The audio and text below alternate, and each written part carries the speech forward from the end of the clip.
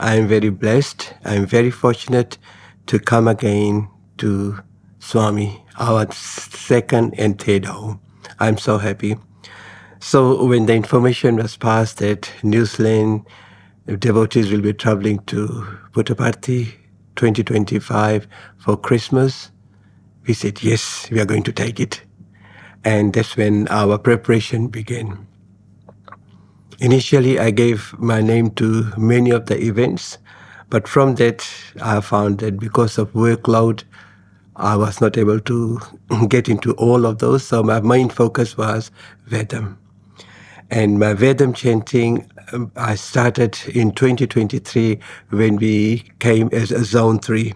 So that time was my sort of introduction to what Vedam is. And it rekindled into my heart, yes, that's something that I need to take it personally and learn as much as I can. So that was my main focus for this pilgrimage, to be part of the New Zealand Vedic chanting group. So as time came closer and closer, we got our visa sorted out, we got our air tickets. And when we finished our school, we said, okay, right, let's get onto the plane and go to Prasanthi. So when I first landed in Puttaparthi, Prasanthi Nilayam on 14th of December, we were so excited. We were so happy to come back to our father's home. And that joy is still the same. And I think that joy will remain same, and it will continue to expand as the days go by. Even when I'm going to go back to my home, I will still feel I'll take the joy and it will continue to grow. And I will continue to grow into my spiritual path as I have already planned. What is my next goal, my next step? So the first day when I came to Prasanthi Nilayam, my first thing was, okay, even though I'm tired, I can't miss Suprabhatam and Omkar. And one of the reasons I always crave to go and sit in the mandir. So in the mandir, I have seen that Swami's statue is there. And that statue was unveiled in 2002 during Guru Purnima. And that was my first visit to Prasanthi. And I can still remember the statue was covered in that orange cloth. And the gentleman, the 10-year-old gentleman who made the statue was called to the front and he unveiled. So that unveiling and the presence of the statue in the mandir is always something that is too special and very dear to me. And then sitting in the mandir gives me immense joy, gives me a lot of spiritual upliftment. So that's how I started my day one at Prasanthi. Getting up early, going to the Suprabhatam, enjoying the atmosphere, looking at the people full of joy, and then quietly coming out. So that was my day one. So as the days continued to grow, we had to get into more and more events. And I was asked by the SSA coordinator to come and help them in their drama. So that was again a blessing.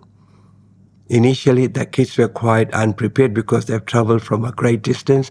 They've come to a new place, and adjusting to new places and then new learning spaces was a bit of a challenge. So one boy really moved me a lot. He was playing the role of Lazarus. And this gentleman, in the drama, he's supposed to be dead. So when he's practicing, when he's supposed to be dead, he's moving. He's doing all those funny things. I was praying to Swami, Swami, is this how he's going to pretend that he's dead? He's moving his legs and everything.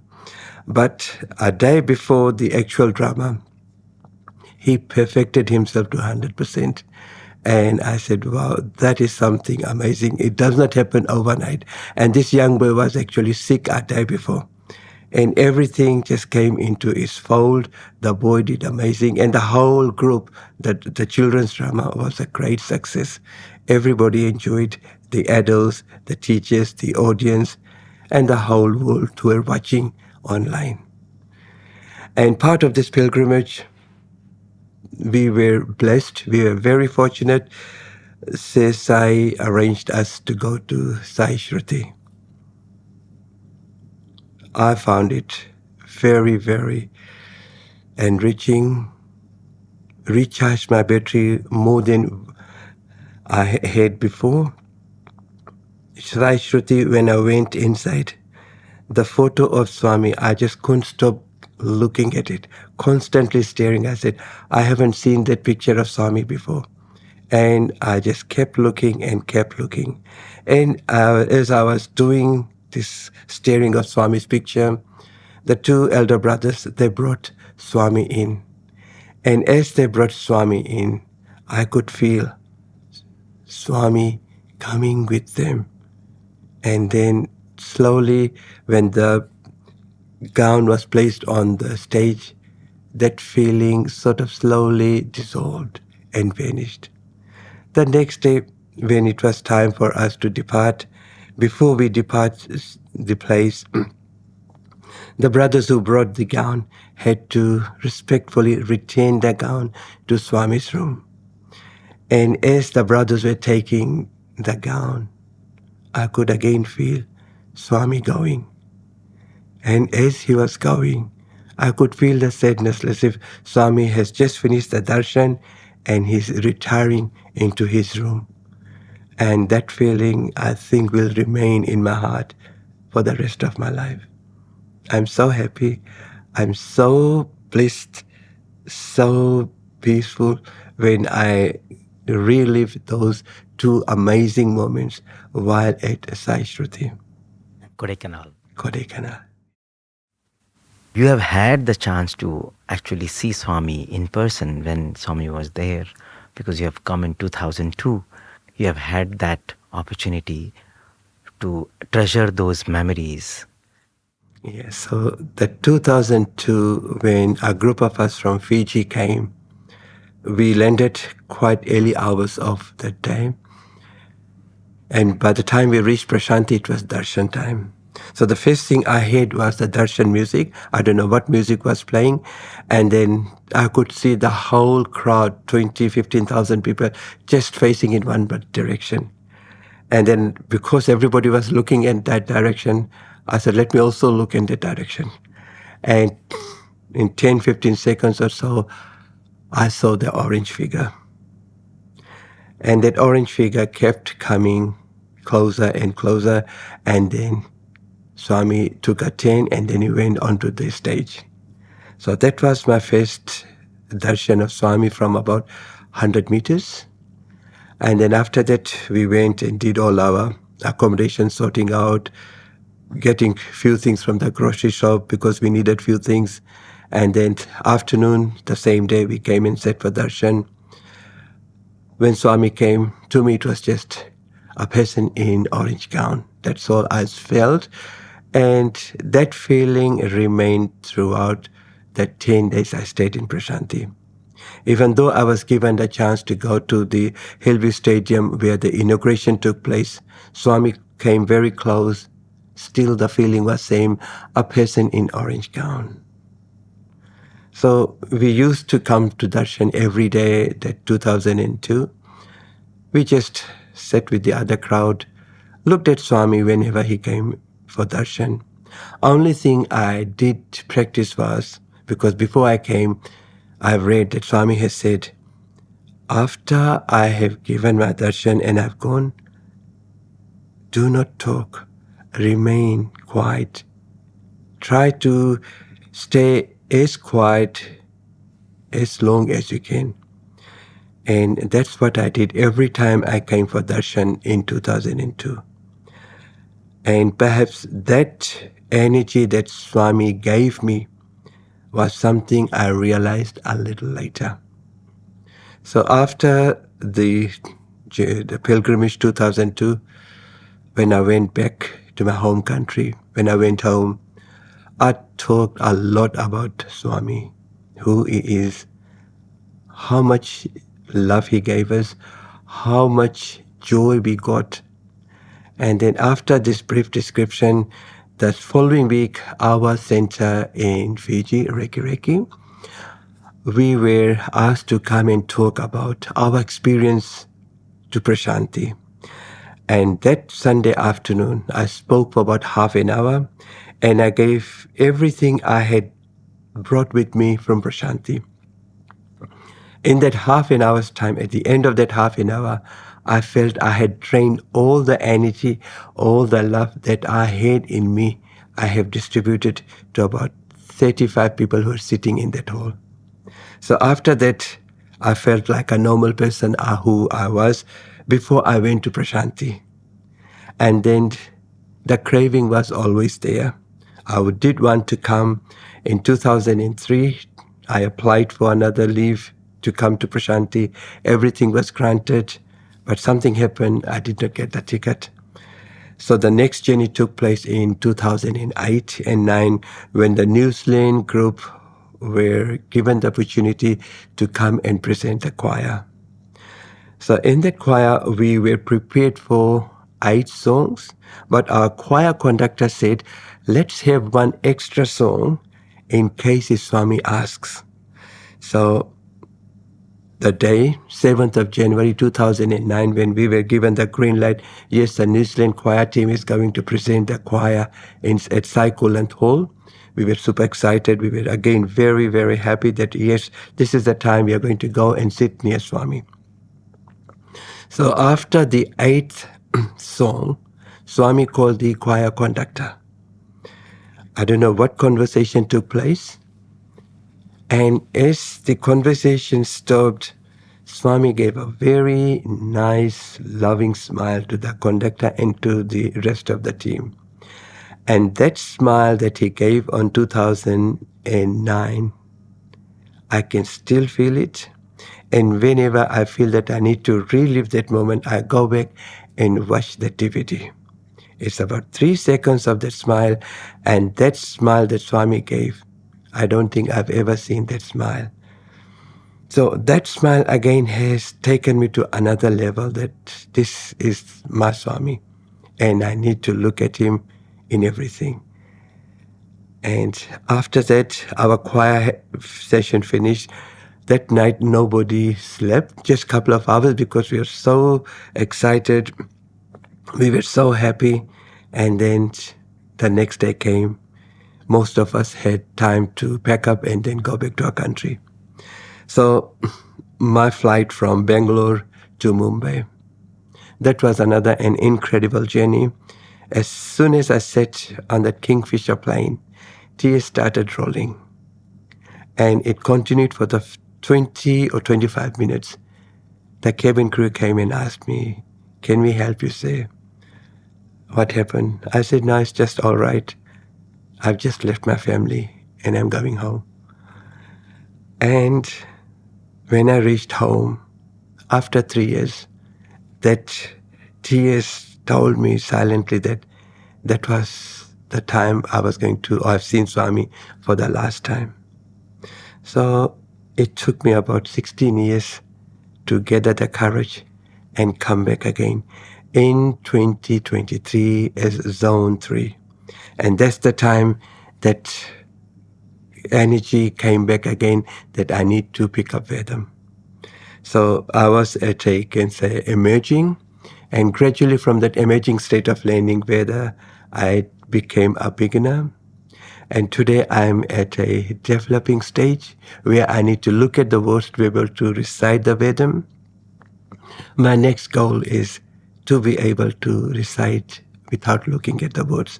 So these attractive forces, the opportunities that is given to us will, I'm sure, help me to come back to my second Tedom again and again and again. Very interestingly, also, he's put you onto the path of Vedam chanting. What about Vedam attracts you? Why is it that you're so passionate about learning Vedam? Well, anything I do a bit of research. And like, if all the research, the people who have put the information, if they're correct, and I have a strong feeling they are correct, even Swami has also said, and I think for our upliftment, for a good life, because we don't want to take a rebirth. So to prepare ourselves, I'm sure doing good things will help. And Vedam would be one of the pathways that can help me to achieve my future goals. Personally, it has brought a lot of changes. in me. And like when I do my Vedam chanting, when I finish, I feel happy. I feel that sometimes the decisions I make are always correct. And that correct decision helps me a lot, either at work, at home, or anywhere. So I feel that it's another companion of me to help me, take me into the right path. When I'm talking about right path is making good decisions and doing good, helping. These are some like these against some substance to Swami says help ever, hate never, love all, save all. Though I'm not 100%, that's my goal. I'm working, I'm going step by step. So with those sort of chanting and putting that into practice, the guiding forces is helping me to achieve help ever, hate never, love all, save all.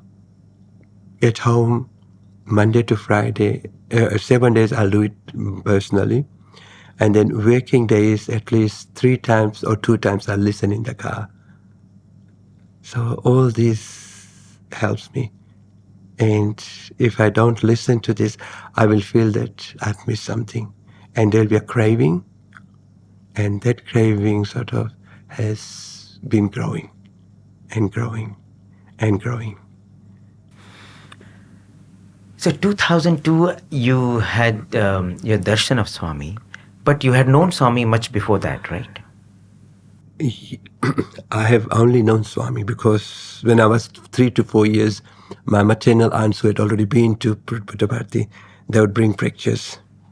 So Swami's pictures would be placed by other pictures like Lord Ganesha and few other goddesses. But my only craving will be just to look at Swami's picture. And because in that picture, it's a real picture because the other pictures are paintings by somebody's imagination. So we really don't know how true or how perfect they were. But Swami's pictures were always 100%. So I don't know what was the force behind it. So I'd be always looking at Swami's face. And Swami's face is always smiling.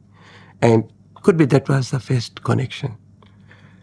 And yes, so I always believed in Swami. I just took him as a God. Nobody told me because my parents were not that educated to be able to guide me that Swami is God because they also were reasonably new.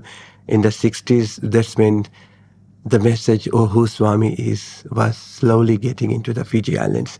So they were very new. They learned a bit of Ramayana and other gods, but not Swami. So they were not that educated enough to tell me who was Sai Baba. So it was just something that happened coincident or naturally over a period of time. And I think the biggest change came when I finished my high school and I was lucky enough to go abroad to study. That was the time I was physically separated from my parents.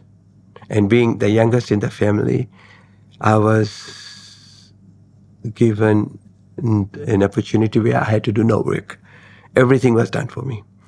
And then I all of a sudden been taken to another foreign country. Everything is new. You have to do everything. And that's when my Swami came in more powerfully, giving me all the energy, all the good thoughts, and guiding me to all good actions. And that's when there was a big leap, big jump.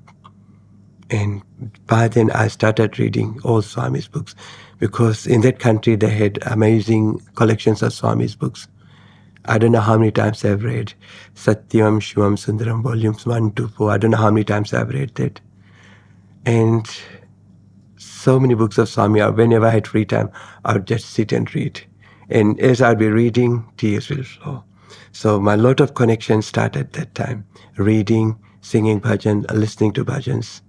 And while I was in the foreign country, I had a Catholic friend. She's from Madras. So whenever she came to Madras that time, her friends were Swami devotees. So when she came to India, she brought me cassettes, books, and Swami's pictures. And she gave me more information about Swami.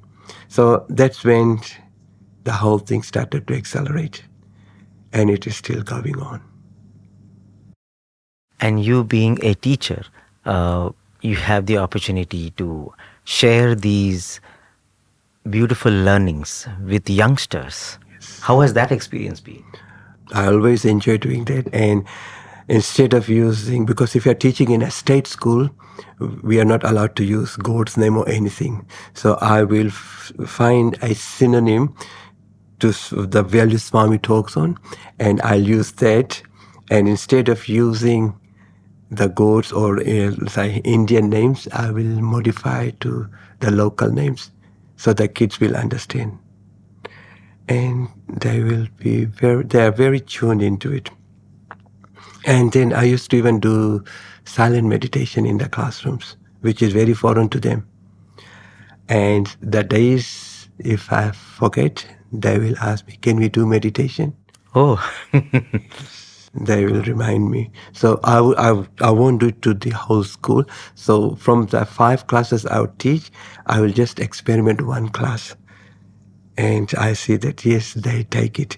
You start on day 1, they take it. And if you forget it, they will remind you. Only thing I don't use Swami's name. And there are certain kids who are always a challenge to teach. In my meditation, I will send them Swami's love. First year 2024, it was because of my daughter. She took the young adult leadership program, and part of that program, for her to graduate, she had to come to Parthi and do 3-day residential course here. So when she initially enrolled for the course, she was asking, shall I do it, because this is part of the requirement. And we said to her, you start, if you want, you can enroll. We will cross the bridge when it comes. So in no time she finished, and she asked again, what shall I do? And without giving a second thought, we said, we'll go. So we planned to come as a whole family, but as you know, Swami will only call whose time is reached. So it was only her and me. And that was my first visit. And I feel that it took 25 years for me to be ready through my sadhana, my devotion, my service, to be able to reach and touch the grounds of the source of peace. Yeah. My husband came a few times, but there would always be a reason for me not to come. And there wasn't any age at that time from my end to come to Parthi. And I think it is all Swami's will taking me through the journey of 25 years. So I'm ready to be able to come to Parthi and experience the love, the peace, the sense of belonging, the energy level. I went back home after my first trip, and I told the people at the center that we were only sleeping for 3-4 hours, but the energy level was so high, we don't know where that energy was coming from. And all my worries and tensions and any problems that I used to probably have felt like it was just locked in a suitcase and sent back home.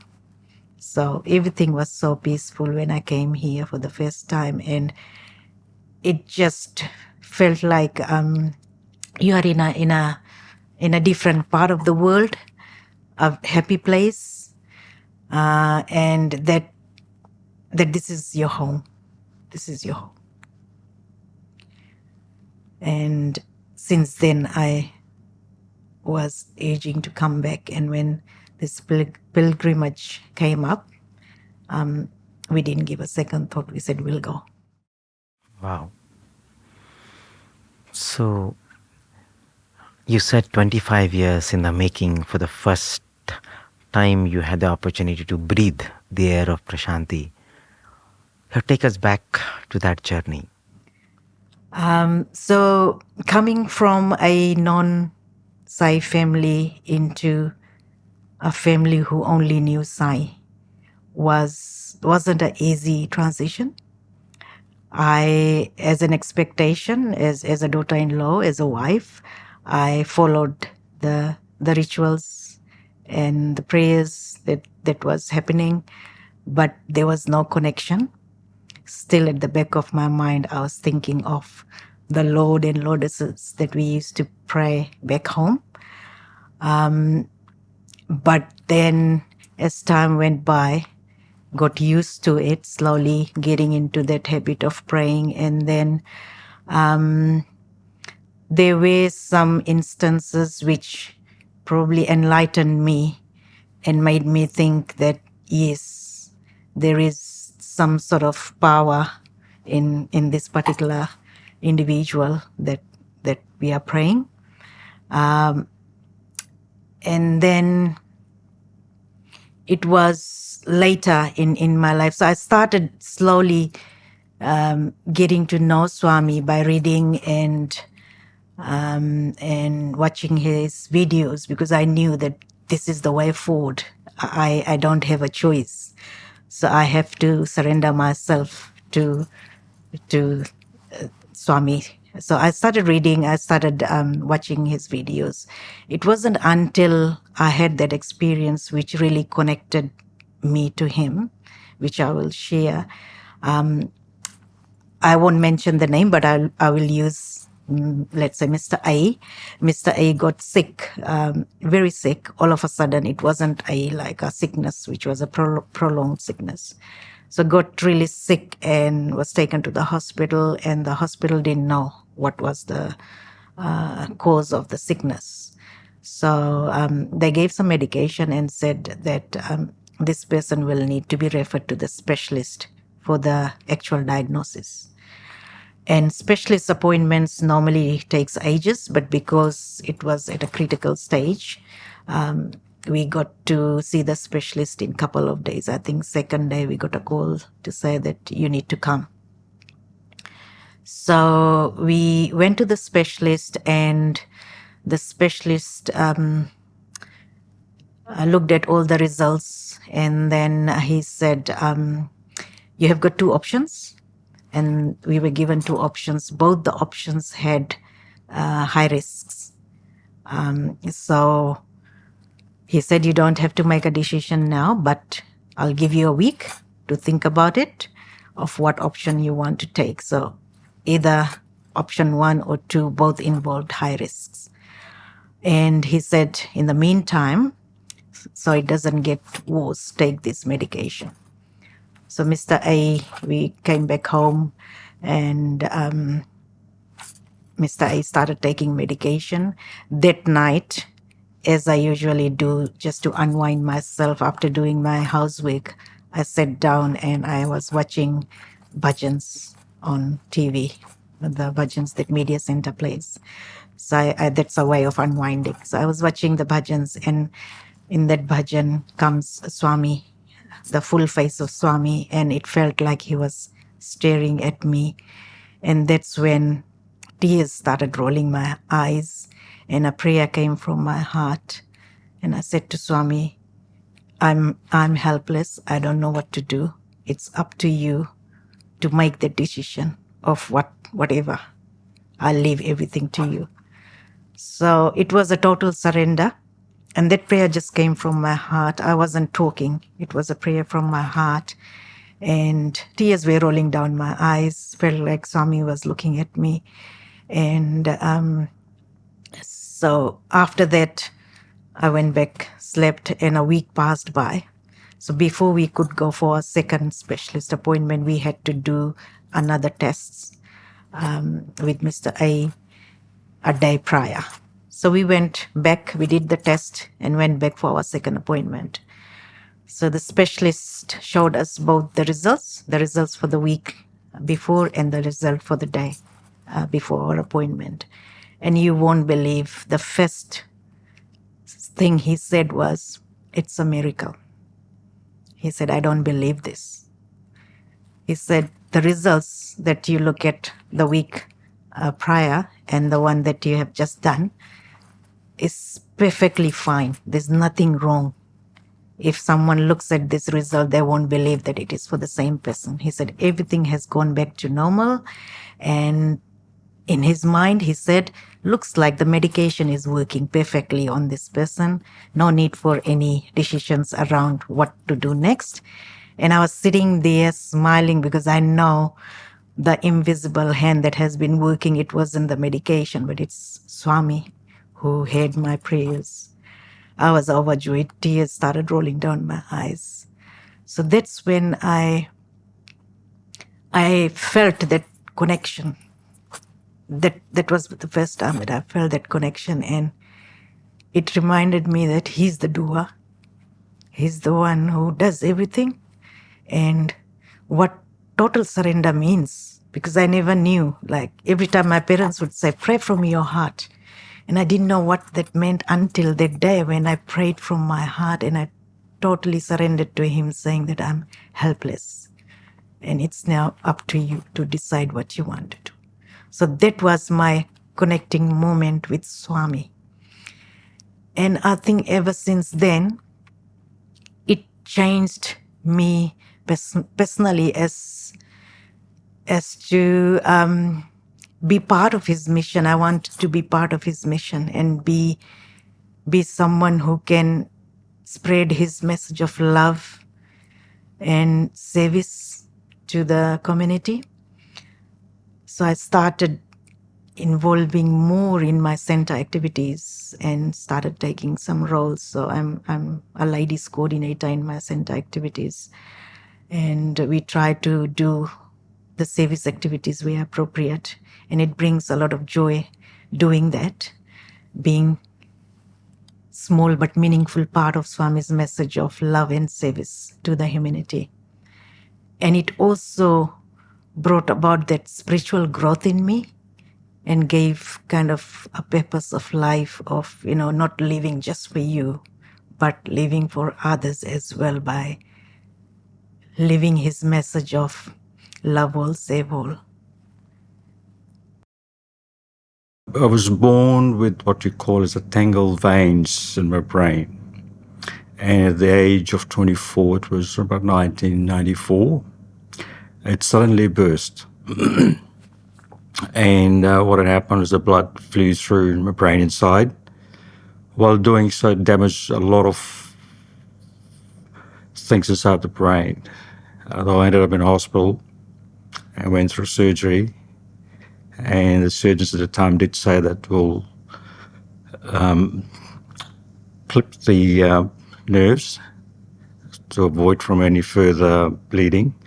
But what's damaged, we can't do anything. We can't remove any blood. We've just got to pray and hope it's going to go away. So after the surgery, it took quite a few years basically to go back, start doing therapy, start learning to read and write. So it's had been a long journey. And I know Swami has always been there. But I couldn't probably ask him why, but I knew he was always there for me. And maybe just saying that you go through it and I'll be there on the side waiting for you. And that's probably how I feel that's what's happened. And when I was in the hospital, it happened to be during Christmas. And that particular Christmas day, I was in hospital waiting for surgery. I always thank Swami for giving me a second chance to live and live fully, because I was at a great opportunity after getting back into my feet, getting back to work. I happened to run into my surgeon one day, and after finishing the task of work for him, I walked to him and I just thanked him. He couldn't believe it in the first place. So he had a look at my scar, and then he looked at it and said, yes, that's my work. So with the scar, which he did, is how he recognized that, yes, I was one of his patients. So that's quite touching. And I think by me being able to work has really delighted him as well. So I think I'm quite blessed with Swami, and also running into my surgeon as well to see that how I improved. And it is definitely a miracle. So he was really surprised. He's very surprised, because a lot of, at the time, with doctors and surgeons and people who know that after the damage has been done, it's very rare to recover. Because usually it happens to people in over 40s or 50s, 60s or 70s. At 24, it's very rare. So just going through after surgery, going for rehabs to learn, I went back 24 years back. So you had to learn everything all over I again. had to learn how to read and write my own name. Oh my God. Yep. So it had been a journey. And I'm sure if it wasn't for Swami, I wouldn't have made it. Some days I walk or drive or go on a bus. I pinch myself. This is just a dream. Because for me, I know my pain. I know what situation I'm in, which is quite severe. And Swami knows. People around me probably think that if you had a surgery, everything's fine, I'll be okay. The struggle that was after that is only I know and Swami knows.